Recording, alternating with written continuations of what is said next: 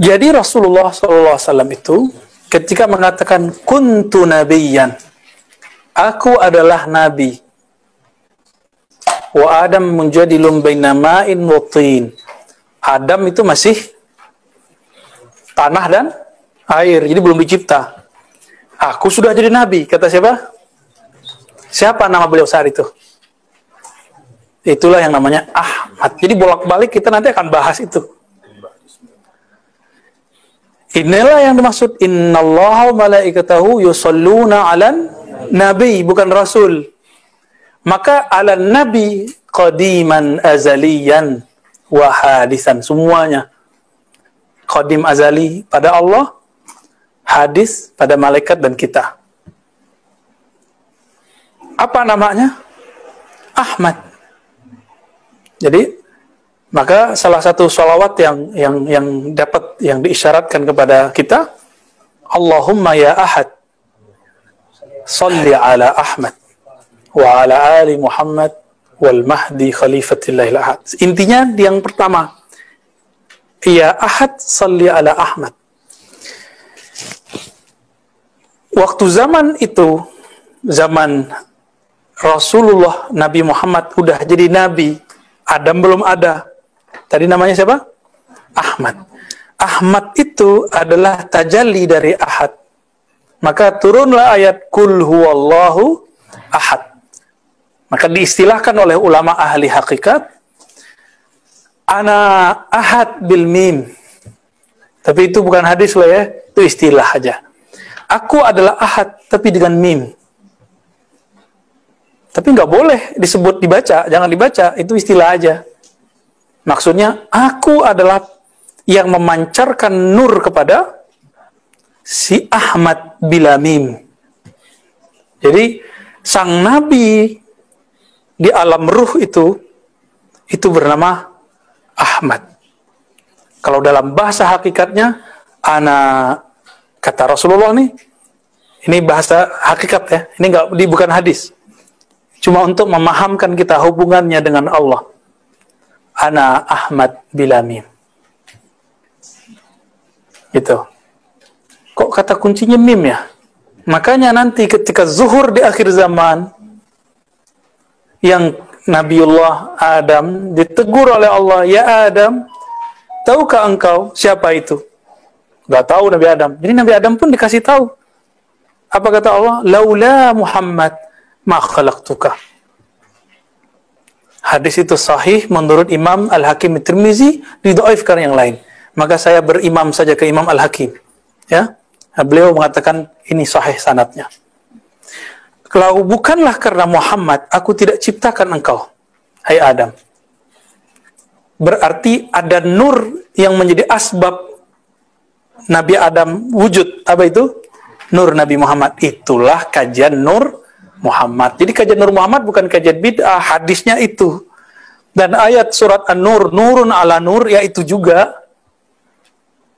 Ya, jadi kalau ada orang meragukan kajian Nur Muhammad karena dia nggak ngerti istinbatnya aja, kita husnuzon nama dia, atau mungkin dia khawatir terjebak apa-apa, ya sudah, berarti hak dia cuma segitu.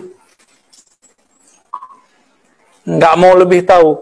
Kok malah yang ditampilkan hadis-hadis yang palsu? Kita juga tahu kok. Ya, laulaka ma khalaqtul aflaq. Kalau bukan karena engkau, hai Muhammad, aku tidak ciptakan alam semesta. Kita tahu kok hadis itu dhaif, bahkan palsu.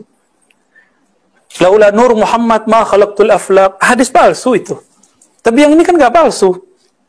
Jangan dibawa rata, karena antum sudah nggak senang sama ilmu ini, terus antum mengatakan hadisnya maudhu. Apalagi orang udah nggak senang sama Imam Al-Hakim, karena meriwayatkan hadis-hadis sufiyah. Akhirnya mereka tuduh Imam Al-Hakim Syi'i, Rafidi, kebangetan gitu. Ya, terlalu fanatisme yang berlebihan. Ini yang dikatakan oleh Imam Ibnu Daqiq Al-Id, yang dinukil oleh Imam Suyuti. Kadang-kadang orang mengkritisi seorang ulama itu karena beda faham, karena beda akidah. Mukhalafatul ara atau mukhalafatul aqidah, dan itu tidak diterima dalam Islam. Jadi tahzir yang beda nggak diterima. Jadi siapa namanya?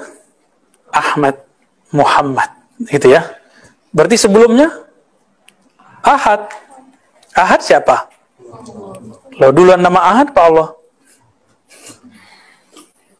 Hah? Semua nama kan sebenarnya Qadim. Tapi inti dari semua nama itu di Ahad.